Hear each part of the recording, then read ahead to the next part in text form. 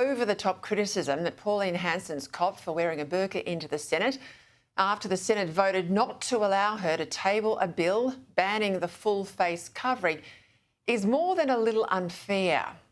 So too the rank hypocrisy from MPs like Penny Wong and the Greens leader Larissa Waters that religious faith must be both respected and protected. Well, that deserves to be called out, given that under them and their parties, the faith of Jews and Christians have never faced attacks as ferocious as they are facing now. Meaning it's not religious freedom they were defending yesterday, but one religion in particular. And in the uproar, the Senate lost 2 hours of business yesterday, and more again today as it formally censured Senator Hansen, when it would have been far better to have just allowed her to table the bill and then have the debate. After all, isn't this what parliaments are for? To debate important issues in a mature and temperate way, rather than to shut down difficult issues and end up driving the debate underground. Because, believe me, ridiculing Hansen will not and does not make this issue go away. It was only last month that the Parliament of Portugal showed more maturity than ours did yesterday and had the debate about full face coverings, with the end result that legislation was passed through the Portuguese Parliament to ban them. And Portugal's not alone. It's banned either in full or in certain settings in a huge growing list of countries. I mean, France, Austria, Denmark, Belgium, Bulgaria, Luxembourg, Switzerland, the Netherlands, Norway, in parts of Germany, in parts of China, in African countries like Cameroon, the Republic of Congo, Gabon, in the Muslim majority nations of Chad, Algeria, Tunisia, Tajikistan, Uzbekistan, Kazakhstan, Azerbaijan, Kyrgyzstan, all of them too majority Muslim nations. So how is it that this diverse list of countries have banned or limited the wearing of the burqa or the niqab, and yet here in Australia we are incapable of even debating the pros and cons of allowing a full face covering, which I believe dehumanises women? I mean, quite apart from the security issues of allowing people to hide their identities behind a full body mask, for want of a better term, this is why we have to have the debate. This was also why New South Wales District Court Judge Audrey Balla banned the wife of Australia's worst terrorist recruiter, Mutia El-Zahad, from giving evidence in court unless she removed her full face covering. But before going further, let's get a couple of things clear. First, banning the burqa or the niqab is not about banning the head coverings that Muslim women often wear. We're not talking about the headscarf or the hijab here. I mean, this is a hijab, right? A lot of religious women wear one. And women of other faiths too, Jews, even some old-style Catholics, well, they've covered their heads for centuries, whether they're praying or out in public. Now, I've no issue with a headscarf as long as the woman's face is visible. She stays a part of the society in which she lives. She moves amongst us as a human being with the ability to freely see, to speak, and to show expression on her face. This is not what the debate about burqas is about. It's about this. This is a burqa, where not even a woman's eyes are shown to the outside world. And here's the related garment. This one's also banned in a number of Muslim majority countries. This is a niqab. Sometimes that goes right down to the ground.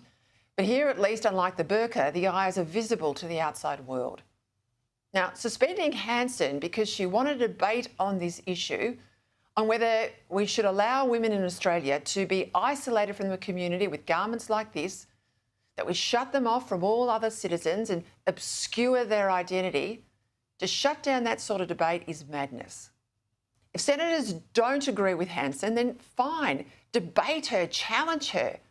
Don't shut her down. Over 20 other countries agree with Hanson's view, as I said, many of them majority Muslim nations.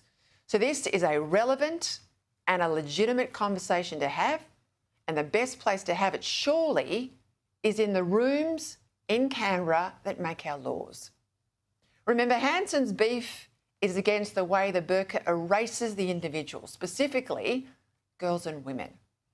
No Muslim man's dehumanised by shutting himself off from the world in a dense bit of fabric that covers him from head to foot like these women are.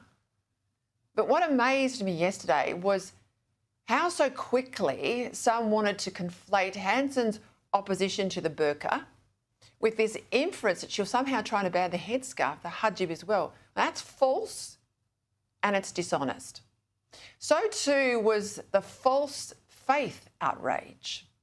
It is the middle finger to people of faith. And we represent, in our states, people of every faith. Of every faith. But racism should not be the choice of the Senate. This is a racist senator. If this is about the dress code, she is disrespecting a faith. Banning the burqa is not an attack on Islam.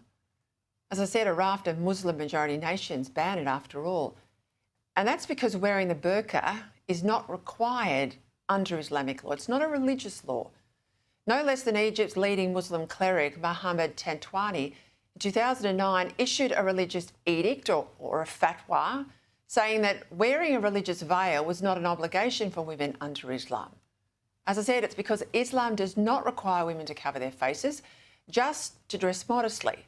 And even in the most conservative Islamic countries, all that's usually required is the headscarf, the hijab. Yesterday, Hansen made the obvious point that the Senate would not entertain a motion to ban the burqa in public, but they did it anyway by suspending her and throwing her out of the room because she had a burqa on. They thus banned the burqa in the Senate chamber anyway. Rank hypocrisy, said Hansen.